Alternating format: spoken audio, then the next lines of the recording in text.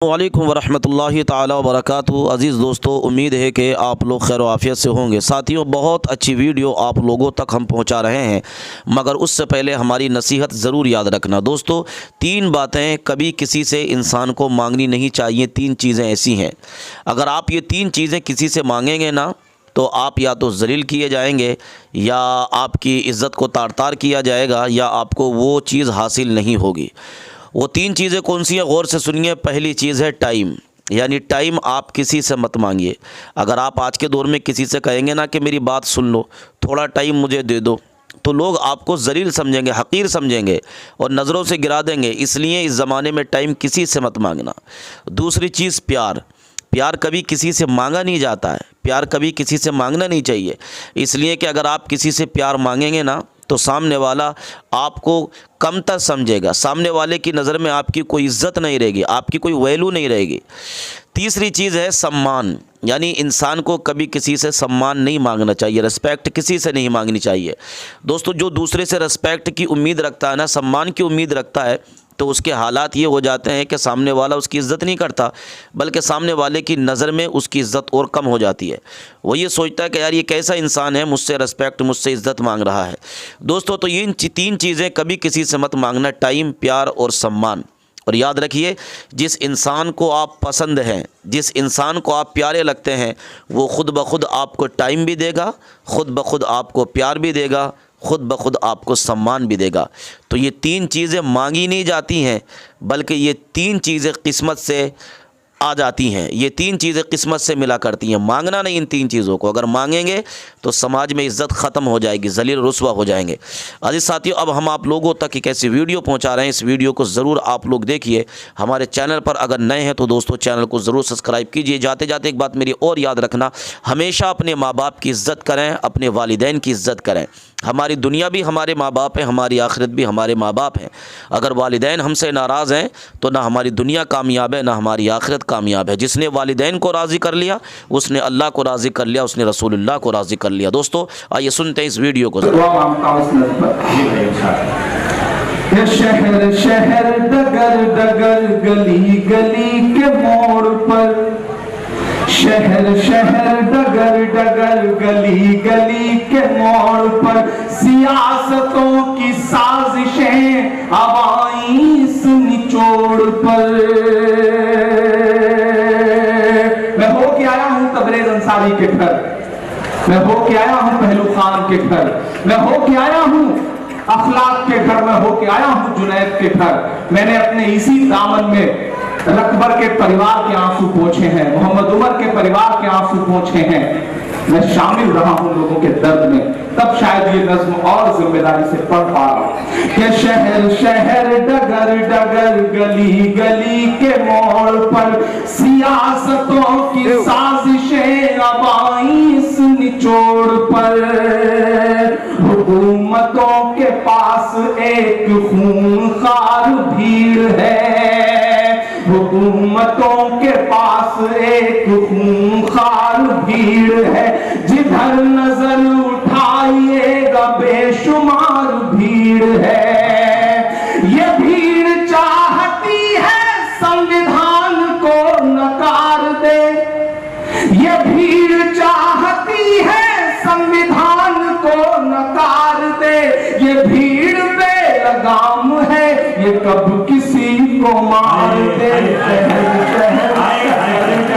गली गली के मोड़ पर, सियासतों की साजिशें अब आईं इस निचोड़ पर। हुकूमतों के पास एक खूंखार भीड़ है, जिधर नजर उठाइएगा बेशुमार भीड़ है।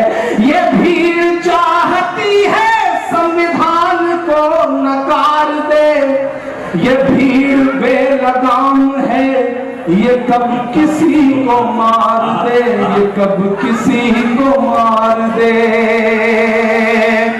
ये भीड़ बेलगाम है, लबों पे इसके राम है, हमारा आपका लहू ही आज इसका जाम है। ये आदमी की भीड़ नहीं, भेड़ियों की भीड़ है, हर एक जहन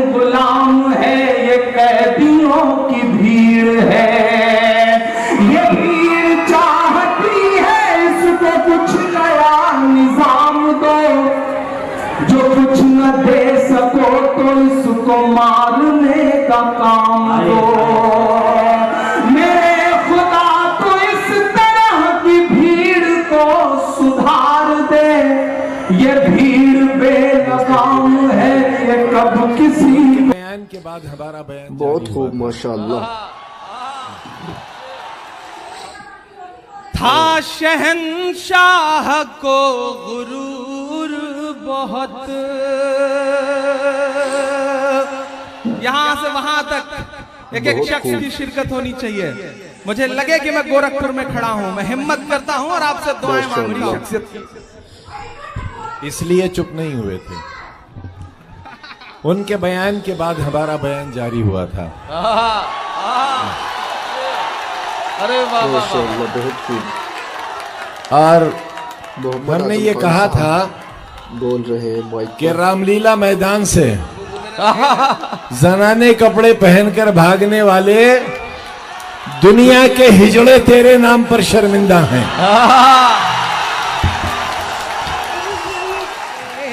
कभी आजाद बोलेंगे।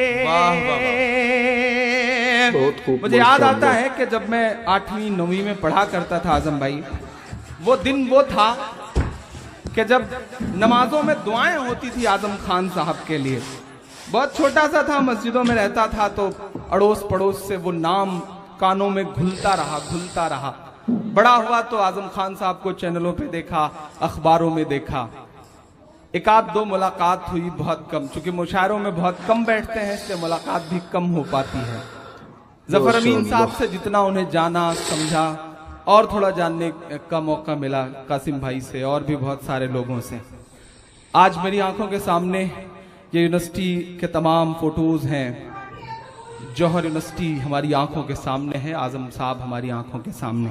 मैं 4 मिसरे पढ़ता हूं, गोरखपुर वालों अगर सच्चे हों तो आप ये महसूस करना कि इमरान जैसा एक शायर जो सिर्फ आपका दर्द गाता है, वो 4 मिसरे पढ़ने को मजबूर क्यों हुआ। मैं पढ़ता हूं, सच्चे हो तो दुआ देना।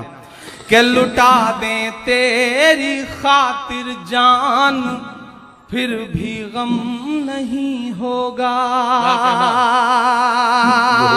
एक शख्स का किरदार, उसका पूरा वजूद मेरे 4 मिसरे। कि लुटा दें तेरी खातिर जान, फिर भी गम नहीं होगा।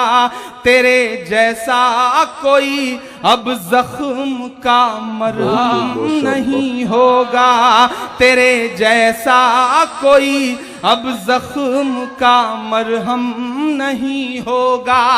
मिला तुझसे तो एक शायर के दिल की धड़कने बोली। यहां से वहां तक एक एक हाथ हवा में उठा हुआ देखना चाहता हूं मैं। कि मिला तुझसे तो एक शायर के दिल की धड़कने बोली। कई सदियों तलक अब दूसरा आजम नहीं होगा। कई सदियों तलक अब दूसरा आजम नहीं होगा। कई सदियों तलक अब दूसरा आजम नहीं होगा।